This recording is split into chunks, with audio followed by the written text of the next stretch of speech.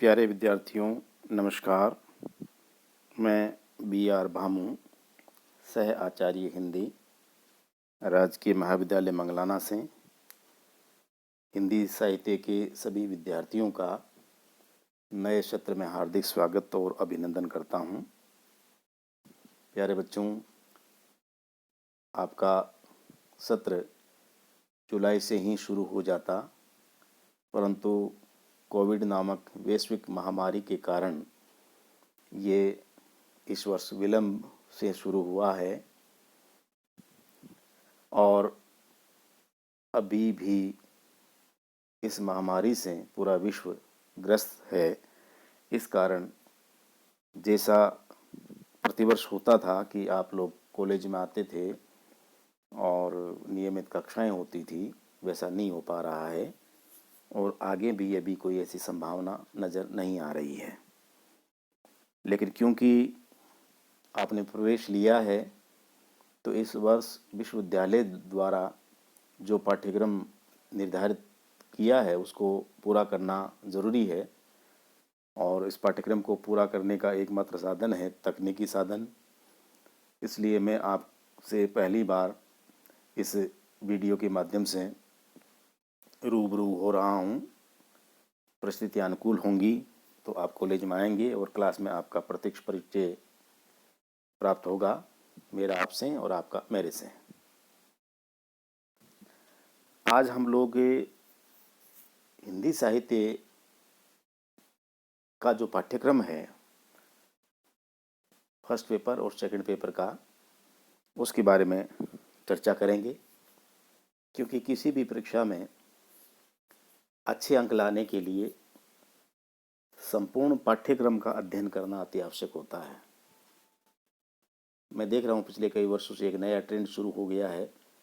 Passbook या 1 week series का प्रचलन आम विद्यार्थी में है और वो उनमें से कुछ चुनिंदा अंश पढ़ करके डिग्री हासिल कर लेते हैं, लेकिन ये कोई अच्छी चीज़ नहीं है।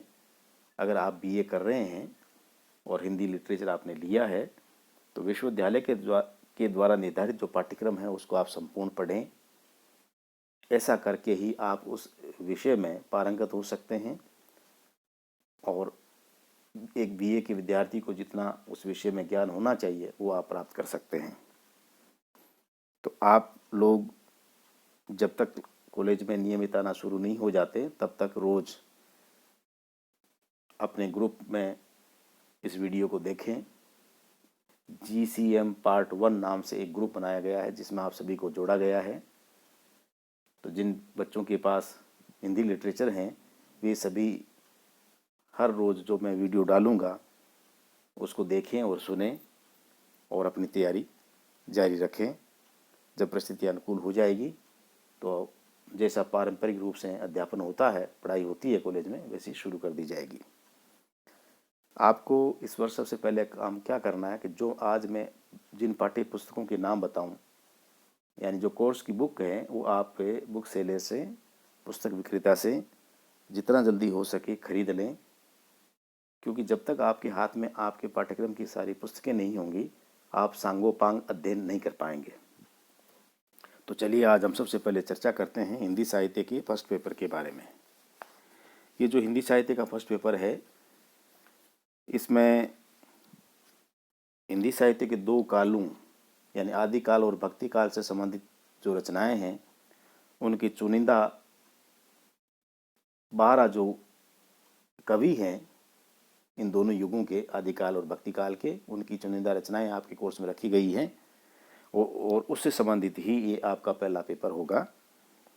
पूरा पेपर 100 नंबर का होगा और पास होने के लिए केवल 36 नंबर चाहिए। लेकिन मैं ये कदापि नहीं चाहूँगा कि आप केवल पास ही हों, आप बहुत अच्छे अंक लाएं, बहुत अच्छे नंबर लाएं। इसमें जितना अधिक अंक लाएंगे उतना ही सफलता आपके करीब आएगी। इस पेपर के लिए आपको 3 घंटे का समय मिलेगा।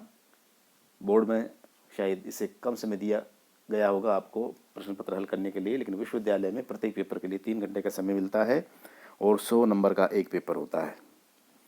ये जो 100 नंबर का पहला पेपर है उसमें अंकों का विभाजन कैसे होगा, क्या क्या पूछा जाएगा, इसके बारे में थोड़ी चर्चा करते हैं। इसमें पहला जो सवाल आता है वो व्याख्याओं से संबंधित आता है, यानी एक पद्यांश दिया हुआ होगा, उसकी व्याख्या आपको करनी पड़ेगी। तो आपकी जो पाठ्य पुस्तक है उसका नाम है प्राचीन काव्य, जिसके संपादक का नाम है डॉक्टर सत्यनारायण शर्मा। तो ये प्राचीन काव्य में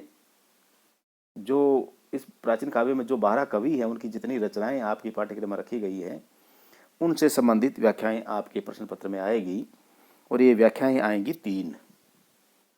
इन तीनों व्याख्याओं को करना है और प्रत्येक व्याख्या के लिए 10 नंबर निर्धारित है, यानी 10 अंक की एक व्याख्या और 3 व्याख्या मतलब 30 नंबर की। तो इस पुस्तक की जो जितनी भी कविताएं हैं उनको अच्छी तरह से आप पढ़ेंगे, मैं आपको पढ़ाऊंगा, और जब आप वीडियो देखें तो अपने साथ अपनी पाठ्य पुस्तक खोल के रखें, प्रत्येक पंक्ति पर नज़र रखें, ताकि जब एग्ज़ाम में ये व्याख्या आए तो आप अच्छी तरह से समझ सकें कि ये व्याख्या किस कवि की कौन सी रचना से ली गई है। तो 30 नंबर तो हो गए व्याख्याओं के। अब अगले जो 3 सवाल आएंगे, क्योंकि टोटल 5 सवाल करने होते हैं पेपर में। पहला व्याख्याओं से संबंधित 1 सवाल और 3 प्रश्न आएंगे आलोचनात्मक प्रश्न, और प्रत्येक प्रश्न होगा 20 नंबर का, यानी 60 नंबर का। मतलब ये है 60 और 30 90 नंबर। तो ये 90 नंबर जो है ये आपके इस किताब से संबंधित हैं, जिसका नाम है प्राचीन काव्य। इस पुस्तक में जो 12 कवि हैं जिनका नाम मैं क्रम से लेता हूँ: डोला मारूरा दुहा, कबीरदास, नामदेव, रेदास, नानक, दादू दयाल, रज्जब, मलिक मोहम्मद जायसी, महाकवि सूरदास, गोस्वामी तुलसीदास, मीरा और रसखान, ये जो 12 कवि हैं इनकी रचनाएं। क्योंकि डोला मारूरा दुहा के कवि का नाम निश्चित नहीं है, क्योंकि वो जनश्रुति में चलने वाला लोक काव्य रहा है, इसलिए इसका नाम नहीं दिया गया है।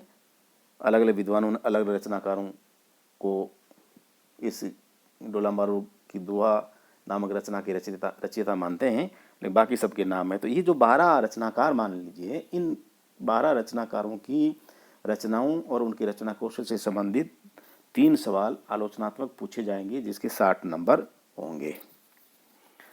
अब बच गए नंबर 10। तो इन 10 नंबर के लिए एक सवाल पूछा जाएगा, वो होगा काव्य शास्त्र से संबंधित। 30 और 60 90, बचा केवल 1 नंबर, वो है काव्य शास्त्र। तो इस काव्य शास्त्र में क्या क्या चीज़ें पूछी जाएगी, इस पर चर्चा करते हैं हम लोग। काव्य शास्त्र में खास तौर से आपके जो पाठ्यक्रम में है वो है काव्य गुण, काव्य दोष, शब्द शक्ति, रीति और अलंकार। इनका थोड़ा बहुत ज्ञान आपको 12वीं तक यानी 12th तक हो गया होगा, क्योंकि ये सारी चीज़ें आपके कोर्स में थी। हाँ, ऐसे कुछ विद्यार्थी हो सकते हैं जिनके 12वीं में हिंदी लिटरेचर नहीं रहा होगा और फर्स्ट ईयर में पहली बार हिंदी लिटरेचर ले रहे हैं, तो उनके लिए चीज़ें नई हो सकती है। लेकिन जिनके पास था 12वीं में हिंदी साहित्य, उनके लिए सब चीज़ें पुरानी है, पहले पढ़ चुके हैं, लेकिन हम दोबारा नए सिरे से इसका अध्ययन करेंगे। काव्य गुण 3, काव्य दोष, उन सब की चर्चा हम लोग करेंगे। शब्द शक्तियाँ 3, रीति किसे कहते हैं, अलंकार। अब एक प्रश्न आ सकता है कि भी अलंकार कौन कौन से पूछे जाएंगे, तो उसके लिए विश्वविद्यालय ने कुछ अलंकार आपके लिए पाठ्यक्रम में तय किए हैं। वो अलंकार कौन से हैं? वो अलंकार है अनुप्रास, यमक, श्लेष, स्वभावोक्ति, उपमा, रूपक, उत्प्रेक्षा, अतिशयोक्ति, व्यतिरेक, संदेह, भ्रांतिमान, दृष्टांत, उदाहरण, दीपक और अपहनोति के साथ साथ अर्थांतर न्यास। यानी ये सारे जो अलंकार है वो इस वर्ष आपके पाठ्यक्रम में है। और जहाँ तक बात छंद की है, तो आपके पाठ्यक्रम में जो कविताएं रखी गई है, यानी जो कवितांश है, उनमें जो छंद प्रयुक्त हुए हैं उन सभी के बारे में आप आपसे सामान्य सवाल पूछे जाएंगे। उन छंदों की सामान्य जानकारी आपको होनी चाहिए कि छंद का नाम क्या है, उनके सामान्य लक्षण क्या है। तो ये सारा जो है ये 10 अंकों का एक सवाल होगा और कुल मिलाकर ये 100 नंबर का आपका पहला प्रश्न पत्र। तो आप लोग जितना जल्दी हो सकें, सबसे पहले प्राचीन काव्य नाम की जो पाठ्य पुस्तक हैं, पंचशील प्रकाशन जयपुर से प्रकाशित है और बहुत ज़्यादा महंगी नहीं है, सस्ती सी किताब है, 50 रुपये की। ये आप तुरंत प्रभाव से खरीद लें में। और आगे जो जो वीडियो आपको देखने और सुनने को मिलेगा, उसमें इस पुस्तक में जो आपकी जो पाठ्य सामग्री है उसकी हम लोग चर्चा करेंगे, लेकिन बिना पाठ्य पुस्तक के ये संभव नहीं हो पाएगा। तो पहला काम आप कीजिए, जितना जल्दी हो सके आप खरीद लीजिए।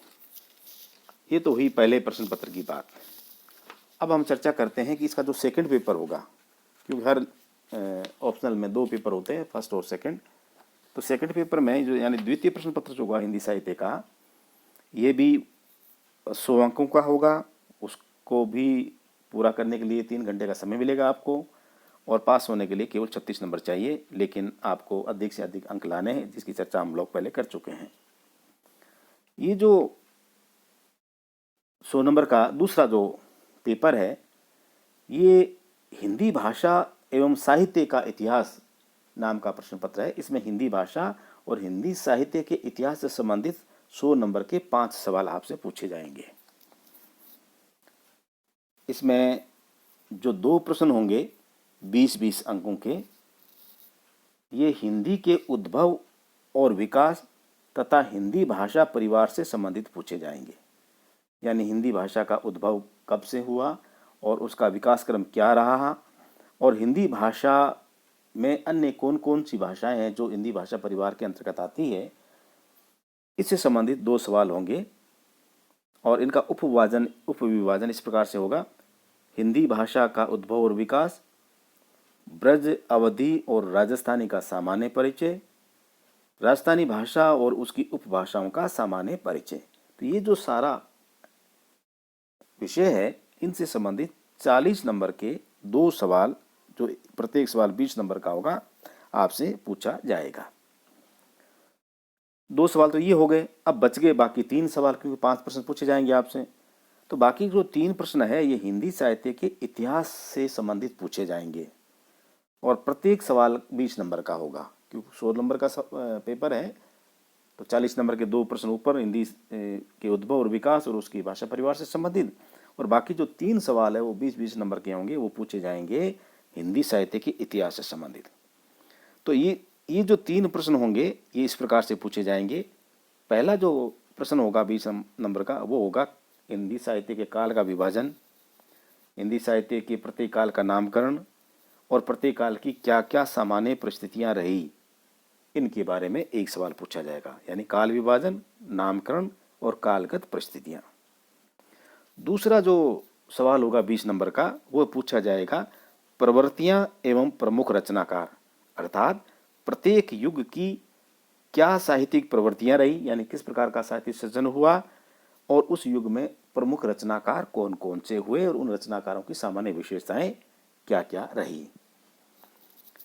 तीसरा सवाल जो 5वां होगा और अंतिम सवाल होगा, वो हिंदी साहित्य के इतिहास से संबंधित पूछा जाएगा। उसमें पूछा जाएगा आधुनिक काल में कविता का विकास, यानी आधुनिक काल में कविता का विकास किस प्रकार से हुआ, और आधुनिक काल के खास तौर से भारतेंदु काल, द्विवेदी काल, छायावादी काल, छायावादोत्तर काल और नई कविता के विकास से संबंधित होगा ये 5वां और अंतिम सवाल। तो प्यारे बच्चों, ये 2 पेपर जिसकी चर्चा हमने अभी की, पहला और दूसरा, ये सारे पाठ्यक्रम के बारे में हमने संक्षेप में चर्चा की। पहले प्रश्न पत्र के लिए एक मात्र आपकी पाठ्यपुस्तक है जिसका नाम मैंने आपको बताया था, प्राचीन काव्य, ये आप खरीद लीजिएगा। जहाँ तक सवाल है दूसरे पेपर का, क्योंकि ये हिंदी भाषा और उसके साहित्य के इतिहास से संबंधित है, तो उसके लिए मैं 2 पुस्तकों के नाम आपको बताता हूँ। ये दोनों में से जो भी आपको मिल जाए वो आप खरीद लें और उसको आपको पूरा पढ़ना है।